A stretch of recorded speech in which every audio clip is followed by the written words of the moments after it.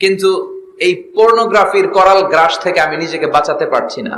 আমি নামাজও পড়ি, আবার অশ্লীল ভিডিও দেখি। আমি সকালে তওবা করে বিকেলে দেখি, বিকেলে তওবা করে সকালে দেখি। এরকম সমস্যা আমার অনেক যুবক ভাইদের আছে না নাই?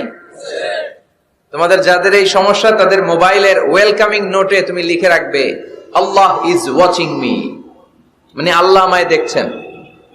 তুমি যেই ল্যাপটপ ইউজ করো, ওই ল্যাপটপের এক পাশে টাইপ করে তুমি লিখে রাখবে, আল্লাহ সুবহানাহু ওয়া তাআলা ইজ ওয়াচিং মি, তিনি আমায় দেখছেন, তিনি আমাকে প্রত্যক্ষ করছেন।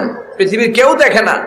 দরজা বন্ধ করে, লাইট অফ করে, জানালার পর্দা নামিয়ে দিয়ে একা একা লুকিয়ে লুকিয়ে অশ্লীল ভিডিও আমি দেখছি, কেউ দেখে না। দেখে কে? আল্লাহ।